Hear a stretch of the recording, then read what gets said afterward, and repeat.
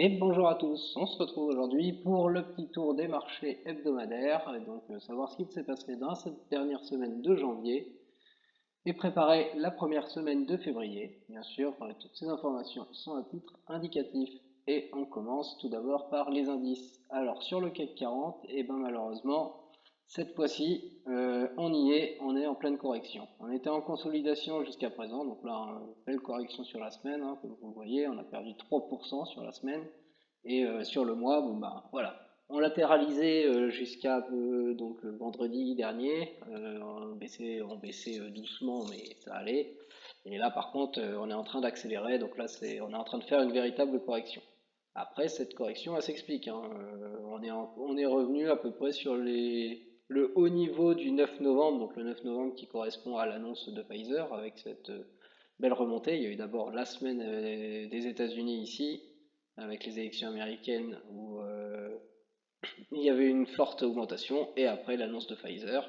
Et vous voyez, on n'est même pas encore tout à fait revenu sur cette annonce de Pfizer.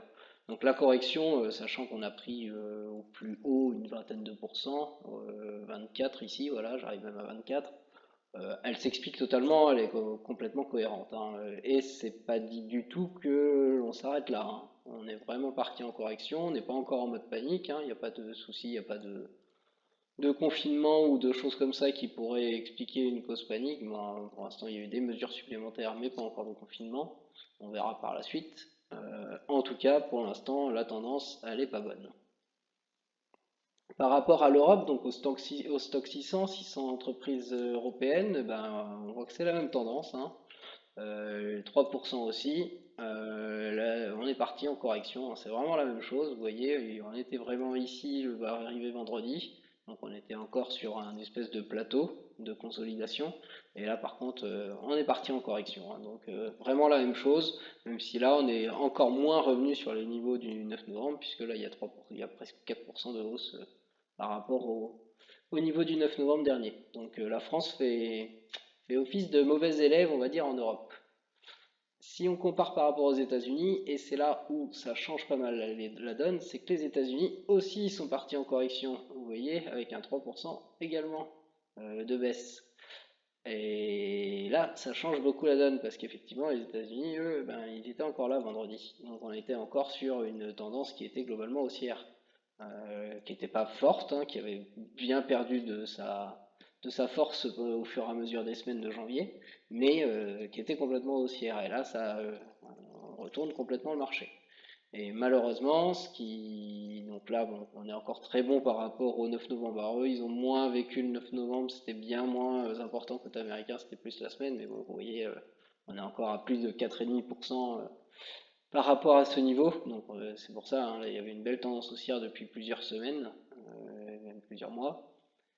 Par contre, ce qui est un peu embêtant avec ce retournement de tendance américain, c'est que si ça continue de descendre côté américain, il y a de fortes chances qu'en Europe, ça ne se rétablisse pas dessus. Bon, malgré tout, on va faire comme la semaine dernière, j'ai réussi à trouver sur le CAC 40 des entreprises à vous présenter et qui se maintiennent bien, malgré pour l'instant la correction. Alors j'espère que ça ne va pas s'aggraver et qu'elles ne vont pas être entraînées. Par contre, bon, bah, il n'y en a plus que 5 par rapport à celles que j'avais présentées la dernière fois. Il y en a qui effectivement ne sont plus maintenant dans une belle tendance. On commence par LVMH. Alors sur la semaine, c'est pas, il n'y a rien de terrible, hein, sur la semaine. Ça fait presque du moins 3%. Donc elle suit à peu près la tendance de la semaine, hein, un petit peu moins quand même. Et sur le mois, on voit qu'effectivement, elle est plus en consolidation. Voilà. Ce qui est intéressant, c'est que, ben, vous voyez, il y a quand même des plus bas qui sont là. Alors bon, c'est pas une tendance franche haussière, hein, il n'y a pas de souci, mais depuis le mi-janvier, ça remonte quand même plutôt. Et c'est sur des intervalles de temps supérieurs, donc là 6 mois, hein, que l'on voit que là, par contre, pour l'instant, en tout cas, on reste dans une tendance qui est haussière, bon, faible, hein. Il n'y a plus il y a plus de force dans ce mouvement haussier, mais clairement par rapport au marché qui est en correction, LVMH n'est pas en correction pour l'instant, donc entreprise du luxe français. Une autre entreprise que je vous avais présentée aussi, Danone. Donc là, même Danone, elle est dans le vert, elle, sur la semaine. Bon, peut-être pas de beaucoup, hein, 0,11%, voilà. Donc elle est, bon, voilà, en consolidation, mais elle n'est pas encore en correction, pas du tout. Vous voyez sur le mois, hein, pareil. Là sur le mois, bon, mis à part là, où, bon, ben, peut-être que là on est en train de retourner, hein, vous voyez deux plus hauts et puis deux plus bas qui vont être de plus en plus bas. Donc peut-être qu'on est en train de retourner, et puis si on prend avec ce plus haut là, voilà, hein, ça fait un troisième plus haut. Bon, par contre avec ce plus bas là ça marche pas. Donc peut-être que là, à partir de, on a fait ce point haut là le 19 janvier, qui va commencer à suivre le reste du marché, donc attention quand même, méfiance. Mais vous voyez, depuis 6 mois, pareil, hein, elle était dans une belle tendance haussière là. Donc pour l'instant, Danone, que j'avais présenté également, eh ben, cette multinationale alimentaire, elle se comporte encore pas trop mal. Donc affaire à suivre la semaine prochaine.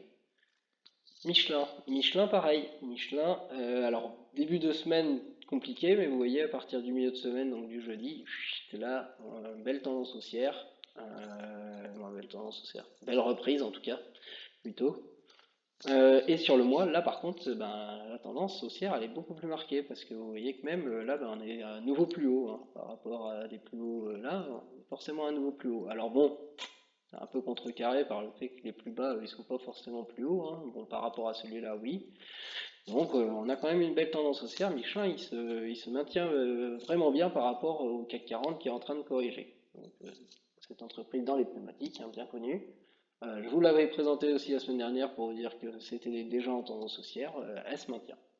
Une autre entreprise qui se maintient, c'est Publicis. Alors là, sur la semaine, elle est dans le rouge, mais pas de beaucoup, de 1%, donc bien moins que le marché. Vous voyez de la même façon, à partir du jeudi, là, tac, c'est reparti. Alors faut voir si ça dure, hein, bien entendu. Là sur le mois, c'est beaucoup moins flagrant, hein. Il y a quand même, là on est encore, en fait, de la même façon que sur Michelin, on a ce point du 19, non là c'est le 18, mais voilà, le 18-19 qui est un point haut, et depuis ça prend quand même plutôt la tendance baissière, donc méfiance, parce que là en plus il y a des plus bas de plus en plus bas, il y a un plus haut, là par contre, bon, ce plus haut là ça marche pas. Donc bon, c'est là où on sait pas trop, hein. Donc méfiance quand même, mais pour l'instant elle n'est pas rentrée en correction par rapport au CAC. Et sur les 6 mois, ben, là vous voyez effectivement la belle tendance haussière. C'est pour ça que pour l'instant je l'ai conservé dans les actions que je vous présente. La dernière, je crois que c'est la dernière, parce qu'après oui voilà, c'est la dernière, j'en ai pas d'autres, hein. Les autres je les ai abandonnés. Car elles sont vraiment rentrées en correction, comme le CAC, et si ça perdure, il y a de fortes chances qu'elle perdure aussi dans cette baisse. La dernière, c'est ST Microelectronics, qui, elle, du coup, fait du surplace, hein, comme vous le voyez. Alors, elle a fait un plus bas, et là, c'était bien reprise, là. Il y a une vraiment belle reprise en milieu de semaine.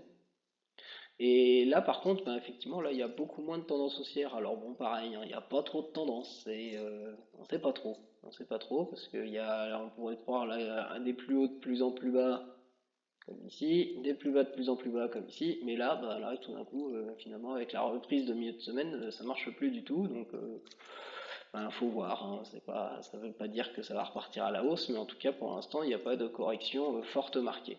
Et vous le voyez sur les 6 mois, ben, de la même façon, bon, on peut voir des grosses corrections ici, hein, qui sont passées en décembre, mais sinon, là, il y a une tendance qui est quand même restée haussière pour le moment. Donc pour l'instant, voilà, cette entreprise-là aussi se comporte mieux que le CAC 40.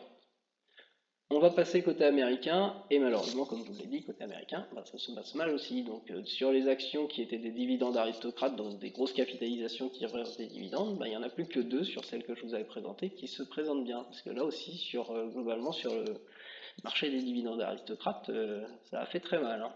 Il y a vraiment un retournement de tendance qui est assez énorme. Alors sur la semaine, bah, vous voyez que par rapport au marché américain qui baisse lui de 3,5%, bah là, voilà, hein, c'est beaucoup moins. Il y a une baisse de 1% à peu près, et c'est beaucoup moins. Et vous voyez une belle latéralisation. Une latéralisation en tout cas, et pas encore une correction sur West Pharmaceutical Service, donc une entreprise pharmaceutique, fabricant de systèmes d'emballage de livraison pharmaceutique pour être précis. Je vous mets à chaque fois la description sur la droite, vous puissiez l'avoir. Sur les 6 mois, alors vous voyez, hein, ça fluctue pas mal, hein, sur cette action-là, mais on a quand même globalement au moins une consolidation et une tendance qui est un peu haussière, et c'est sur les périodes de temps bien plus grandes que là on voit une belle augmentation. La deuxième dividende aristocrate qui est gardée, qui est conservée dans ma liste, et ça sera la dernière, c'est la seule, c'est Valgrind Boots Alliance, une chaîne de pharmacie. Donc on est encore dans la pharmacie, hein, le domaine de la santé en ce moment, effectivement on en entend beaucoup parler et ça va durer. Donc sur la semaine, bon, bah, c'est un peu dans le vert, c'est pas flagrant, surtout que là, depuis le milieu de semaine, ça consolide quand même. Mais par contre, c'est sur les périodes de temps supérieures, là, il n'y a pas de chichi, c'est des belles périodes, c'est des belles tendances haussières sur un mois, sur 6 mois, sur l'année. Là, voilà, c'est là où alerte quand même, hein. Sur l'année, ça, c'est beaucoup moins flagrant. Et vous voyez que sur les périodes de temps supérieures, c'est beaucoup moins flagrant. Et bon, bah, peut-être qu'avec la crise actuelle, elle va réussir à en profiter, mais par contre, vous voyez que depuis 2015, depuis 5 ans, ouais, depuis 2015, hein, on avait une belle tendance, une grosse tendance baissière. Donc là, voilà, alors, c'est une belle reprise, à voir jusqu'où ça ira. En tout cas, c'est une dividende aristocrate, vous voyez un beau dividende de 3,72%. Vous pouvez, ça peut s'effectuer, du moins ça peut se conserver comme action, notamment pour ce dividende. Et puis bon, après, si vous la gardez très longtemps, hein, vous voyez, si on repart sur des périodes de temps de 20 ans, par rapport à 2001, on est quand même oscillé de 25% en plus. Alors du coup, ben, je suis parti chercher d'autres actions américaines. Alors hein, c'est grise mine sur le marché, hein, globalement.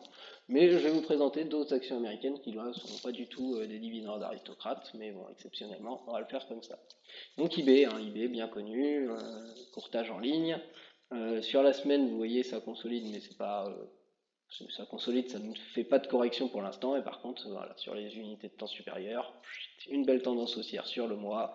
Et depuis à peu près novembre ici, depuis ouais, le 9 novembre, même, depuis Pfizer, c'est reparti à la hausse complètement. Et sur les échelles de temps bien supérieures, une belle tendance haussière aussi. Autre action que je vous ai pris, B&G Foods, donc une société de holding sur les aliments de marque. Donc là, même dans le vert cette semaine, euh, par rapport à un marché qui corrige complètement, elle a même pris 20%. Alors voilà, je vais vous alerter quand même. Bon, moi j'ai la chance, je suis rentré avant sur cette action. Et vous voyez, il y a vraiment eu une énorme hausse ici, hein. Là, on a pris 36% d'un coup. Donc moi je suis bien dedans et j'ai bien de la chance, alors qu'on était en phase de consolidation. Et puis voilà, il y avait une belle petite tendance haussière qui se dessinait. Vous voyez même ici. Et moi j'ai consolidé mes positions à chaque fois ici. Donc maintenant ça va falloir que ça va être à savoir ce que l'action finit par faire derrière. Est-ce qu'elle corrige et pourquoi pas une prise de profit pour ma part. Intéressante sur cette action-là, c'est sur un max de temps. Bon, bah, vous voyez que bon, c'est pas haussier, c'est pas baissier, et depuis, en fait, ça a baissé jusqu'à la crise, la première vague de l'épidémie, et depuis, par contre, c'est un mouvement très haussier pour le moment. Action suivante, Duke Energy. Donc là, on passe sur une société du domaine énergétique, de transport d'électricité, et là, pareil, sur la semaine, eh ben, c'est très haussier. C'est très très haussier, du 4%. Sur le mois, ça est une tendance haussière que l'on voit se dessiner. Sur 6 mois, c'est beaucoup moins flagrant. Effectivement, on est plus à... Alors là, il n'y a pas eu le... Effectivement, là c'est depuis octobre. Vous voyez, elle a fait une belle augmentation début octobre et depuis, elle est en hausse. Ça réaugmente depuis, voilà, depuis fin décembre ici, où il y a ce mouvement aussi. Un beau dividende de 4% ici, si ça peut intéresser du monde. Ensuite, on part sur Virgin Galactic. Alors, Virgin Galactic, c'est la compagnie pour les vols sur orbitaux publics. Là aussi, elle ne corrige pas pour le moment. Elle est même très haussière sur le mois, hein. Je crois que c'est vraiment ouais, voilà, c'est des hausses de 66%. Alors attention, on ne sait pas trop ce que ça peut faire, hein, des hausses comme ça. Mais voilà, je vous la présente parce que ça fait partie des actions qui, pour l'instant, ne connaissent pas du tout la correction. Ça ne veut pas dire que ça ne va pas la connaître après. Moderna, bah, Moderna, vous en entendez forcément parler, puisque une des entreprises qui fournit les vaccins, un des vaccins qui est sur le marché actuellement, qui est en train de tourner. Donc elle, bah, pas du tout de crise, hein. Bien au contraire, une belle tendance haussière, 24% sur la semaine, c'est très important. Sur le mois, ça fait du 55%. Et sur 6 mois, eh ben, vous voyez une belle tendance haussière. Ça a quand même diminué là en décembre. Il y a quand même eu toute une chute tout le mois de décembre. Et depuis le 31, si vous êtes rentré au début de l'année, que vous avez commencé à suivre la tendance haussière ici, voilà, c'est très intéressant. Là, c'est du 65%. Teladoc Health, on reste dans le domaine de la santé, donc là c'est la télémédecine. Alors sur la semaine, là c'est pas forcément fou, mais par contre c'est sur le mois où ça se vaut bien plus, hein, avec du 30% à peu près. Et je vous la présente parce que c'est sur des unités de temps supérieures où on voit sur un an, sur 5 ans, où c'est une action qui est bien en augmentation. Bon, pareil, un peu Moderna par contre, c'est pas des entreprises qui versent des dividendes, hein. Vous pouvez le voir ici, il n'y a pas de dividendes.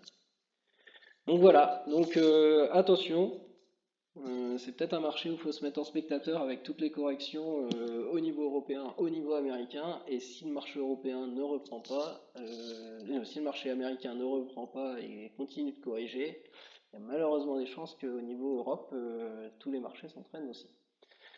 Eh bien, je vous souhaite une bonne semaine et on se retrouve la semaine prochaine. Et puis, sinon, je vous retrouve aussi dans d'autres vidéos que je vais poster. À bientôt!